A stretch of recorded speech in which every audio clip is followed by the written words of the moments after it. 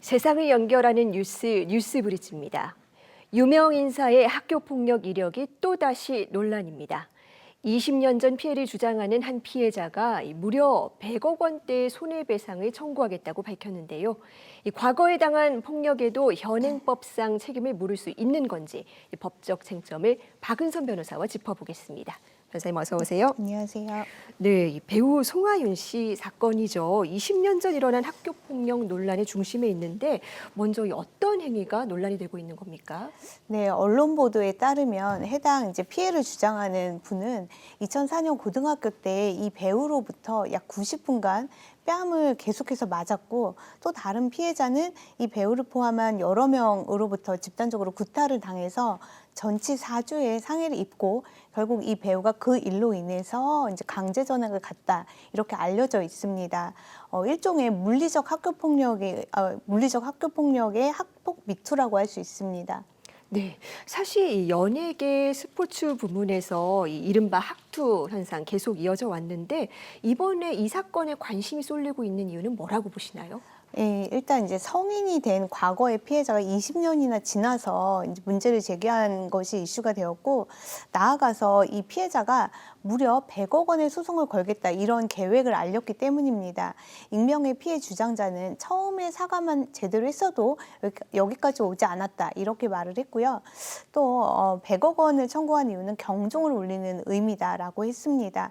실제로 소송이 제기됐는지는 확인되지 않았지만, 만약에 이것이 실제 소송으로 간다면 우리나라에서 학교폭력 사건과 관련해 가장 손해배상금의 액수가 많은 사건이 될 것 같습니다.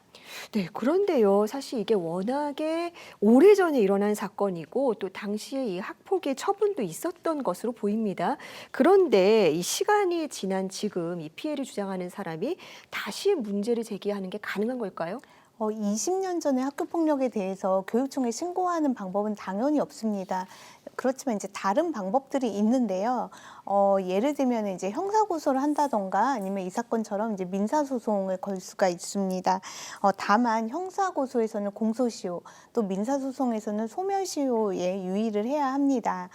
민사소송을 예고한 이 사건이 우리나라 법원에 청구가 된다면 무려 20년 전의 피해인이 소멸시효가 도과되는 문제는 없는지, 여기 유의를 해야 됩니다. 네, 말씀하신 대로 이 일반적으로 민사소송의 소멸시효를 3년으로 알고 있는데 이 사건에도 적용이 가능한 걸까요?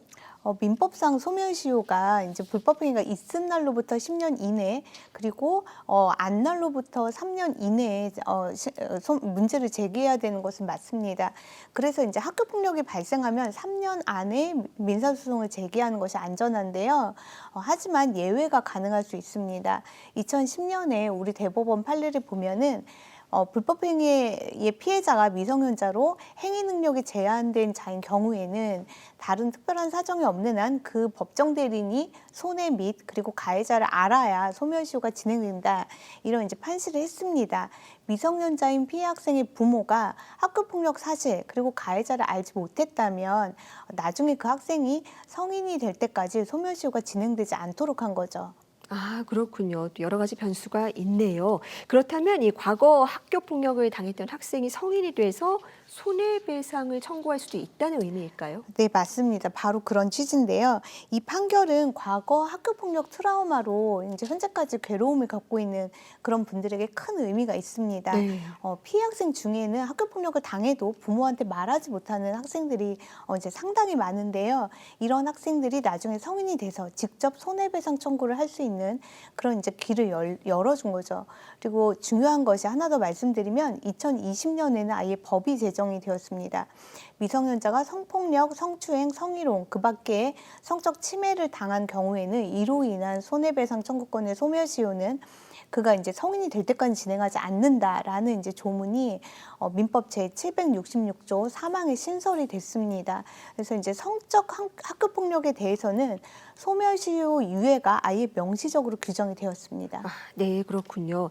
이 사건은 사실 손해배상 청구 금액에도 많은 이목이 쏠리고 있는데요. 이 학교 폭력에 대한 민사소송에서 원래 이 정도의 금액이 청구되기도 하나요? 제가 알기로는 이 정도의 금액은 지금까지 없었습니다. 네. 그 이유가 이제 우리나라에서는 실제 발생한 손해만큼만 법원이 인정하는 것이 원칙입니다. 손해 전보의 원칙이라고 하는데요. 우리 법원은 이제 불법 행위에 대한 손해 전보만을 인정하고 이러한 우리나라의 민사법 체계상 형벌적 성질을 갖는 그런 징벌적 손해배상은 우리나라 공서양속에 반한다라고 해서 이제 인정하지 않고 있습니다. 다만 이제 특별법으로 좀 인정하는 경우들이 있는데 학교 폭력의 경우에는 관련한 특별법이 없습니다. 네, 그렇군요. 그렇다면 보통 이 민사소송으로 학교폭력 피해자들이 받을 수 있는 금액이 어느 정도 되나요? 생각보다 정말 크지 않습니다. 네. 그래서 이제 학교폭력과 관련한 그 손해배상 청구하시는 분들이 여기에 대해서 이제 불만이 굉장히 많으신데요. 다만 피해 학생 본인뿐만 아니라 본인의 부모 그리고 또 나아가서 형제 자매 그리고 가 이제 원고가 되고 또 이제 피고 같은 경우에는 그 가해 학생뿐만 아니라 부모가 되는 경우들이 굉장히 일반적이어서 이렇게 사람들의 수가 많기 때문에 당사자 수가 많기 때문에 금액이 좀 올라가는 이런 면이 좀 있기는 합니다. 학교 폭력에 대한 손해배상 청구는 치료비, 향후 치료비, 위자료 이렇게 세 가지를 청구하는 게 일반적인데 특히 이제 위자료가 너무 적어서 이제 문제가 되는 경우가 좀 있습니다. 네, 그렇다면 법원이 보통 위자료를 어느 정도로 인정해 오고 있습니까? 실제 이제 판례들을 보면은 초등학교 저학년 학생이 고학년 학생으로부터 머리를 맞은 사건과 관련해서 무려 1억 원을 청구했습니다. 하지만 법원은 이 중에서 이제 150만 원만 인정을 했는데 통상 이제 성인들의 사건에서도 폭행의 벌금이 한 70만 원 정도 나오고 그 2배 정도가 손해배상금으로 인정이 되는 이런 것과 거의 뭐 차이가 없었습니다.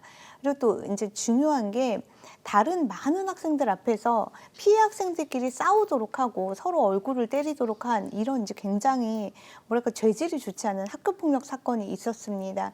근데 이 사건에 대해서도 법원이 인격을 말살하는 극도로 비교육적인 행위 이렇게 판단을 하면서도 그 청구 금액은 2,600만 원이 청구가 됐는데 학생 본인에 대해서는 100만 원, 부모에 대해서는 30만 원밖에 인정하지 않았습니다.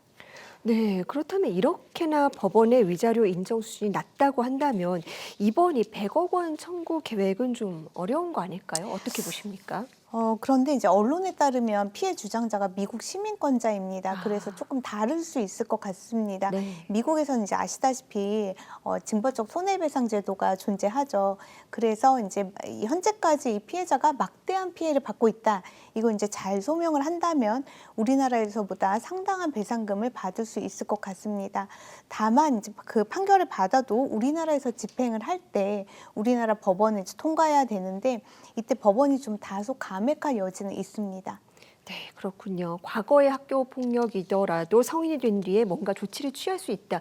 이건 많은 피해자들에게 위안으로 다가올 것 같은데요. 피해자에게 평생 트라우마를 남길 수 있는 학교 폭력에 대해서 신속하고 적절한 대응이 이루어질 수 있도록 제도적 보완도 필요하겠다는 생각이 듭니다. 변호사님 오늘 말씀 잘 들었습니다. 감사합니다.